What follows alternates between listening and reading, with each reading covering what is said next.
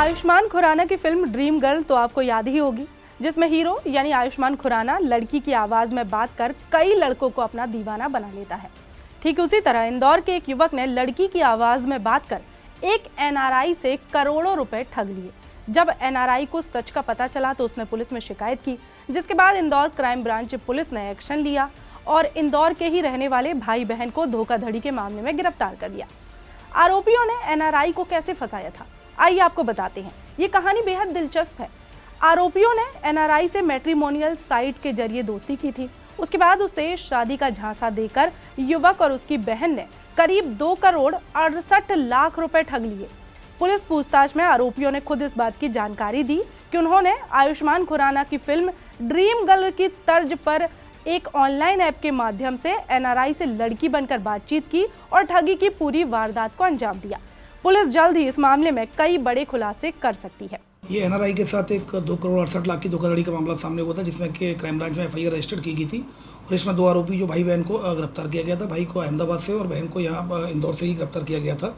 इनको police remand 15 तारीख तक का मिला है। पुलिस रिमांड पे जो आरोपी विशाल के द्वारा ये बताया गया है कि वो शुरू में तो उसकी बहन ने बात की थी 2-3 बार, उसके बाद से विशाल बात करने लगा था इससे लड़की बनकर, और उसमें जो एक ऐप आता है जिससे ट्रांसलेशन फीमेल वॉइस आती है, फीमेल वॉइस ट्रांसलेट करके लगातार उससे बात करता था और फीमेल वॉइस के माध्यम से ही ये विशाल लड़की बनकर सिमरन बनकर उससे वीडियो कॉल भी करता था। वीडियो कॉल में ये अपनी तरफ का कैमरा ऑफ रखता था और वीडियो कॉल पर कुछ इंटीमेट बातें किया करता था, कुछ अंतरंग बातें जो लड़की की वॉइस जो वॉइस ट्रांसलेटर के माध्यम से इंटीमेट बातें करता था। और एक दिन अचानक रात में वो कैमरा स्विच जो स्विच ऑफ था वो स्विच ऑन हो गया। तो इसने एकदम फरियादी वेंकट ने देखा ये तो लड़का है, तब उसे थोड़ी सी शंका हुई। तो फिलहाल तब फिर से जब शंका हुई तो और शंका और गहरी होती चली गई, तब जाकर फिर उसने पुलिस में रिपोर्ट की थी। इसमें जो इनके द्वारा 2 करोड़ 68 लाख की धोखाधड़ी की, इसमें इनके द्वारा एक गोल्ड लोन अपना चुकाया गया है, एक मकान का लोन चुकाया गया है। इसके अलावा 2 4 व्हीलर भी खरीदी हैं। इनके द्वारा अहमदाबाद में एक शॉप खोली है, इनके द्वारा एक फर्म खोली है कपड़े की क्लॉथ की, और उसी के साथ इस लड़की ने जो उसकी बहन है उसने इंदौर में भी एक शॉप दुकान खोली है जिसमें कपड़े की दुकान है। तो इन सबको और 2 4 व्हीलर भी खरीदे हैं, कुछ गोल्ड भी खरीदा है। इनको विवेचना में आयु तथ्यों के आधार पर सभी को जब्त किया जाएगा, जबकि वैधानिक कार्रवाई की जाएगी। क्या वजह रही तो इन्होंने इस तरह की घटना को? इनकी खुद की ज़रूरतें, इसमें काफ़ी जो विशाल ने काफ़ी महंगी शॉपिंग की है। अमेजॉन और जो नए जो शॉपिंग प्लेटफॉर्म्स हैं उनसे शॉपिंग की और बाहर घूमने फिरने में पैसा खर्च किया है, और कुछ जो लोन वगैरह चुकाने में भी इनको पैसे की ज़रूरत थी, तो लोन चुकाने के लिए भी इनको द्वारा पैसा लिया गया था। खुद का कोई व्यापार एस्टेब्लिश नहीं था, तो व्यापार एस्टेब्लिश करने के लिए इनके द्वारा ये पैसा लिया गया है। फिलहाल पुलिस रिमांड पे इनके द्वारा ये सारी चीज़ें बताई गई। सर ये क्या जो वॉइस को किसे परिवर्तन, वो वॉइस को जो चेंज होते हैं वो कई इस तरह के ऐप आते हैं मार्केट में, जो ऐप के जरिए आप फीमेल वॉइस में ट्रांसलेट हो जाते हैं। इंदौर क्राइम ब्रांच ने एनआरआई वेंकटेश की शिकायत पर इंदौर में रहने वाले विशाल और उसकी बहन वर्षा को धोखाधड़ी के मामले में गिरफ्तार किया था। वहीं पकड़े गए आरोपी विशाल और उसकी बहन वर्षा के द्वारा पुलिस को बताया गया कि एनआरआई वेंकटेश, जो कि मूल रूप से आंध्र प्रदेश का रहने वाला है, उसने भारत मैट्रिमोनियल साइट पर शादी को लेकर अपनी प्रोफाइल डाली थी।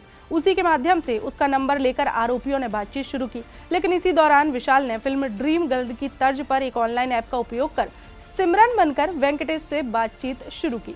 इस दौरान वेंकटेश और विशाल, जो कि सिमरन बनकर लगातार वेंकटेश से बात कर रहा था, अलग अलग तरह की जरूरतें बताकर उससे पैसा ले लिया करता था।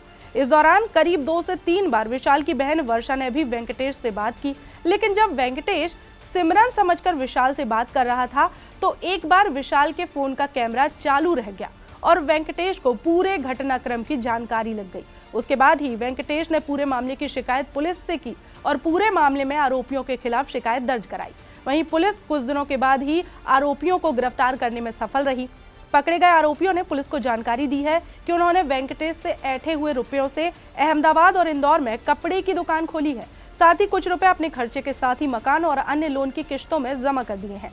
आरोपी विशाल के पास से कई लड़कों के मोबाइल नंबर मिले हैं। पुलिस को आशंका है कि वेंकटेश की तरह ही विशाल ने कई और युवकों को लड़की बनकर अपने जाल में फंसाया होगा और उनसे भी इसी तरह ठगी की वारदातों का अंजाम दिया होगा। जल्द ही इस पूरे मामले में कुछ और बड़े खुलासे की उम्मीद पुलिस को है।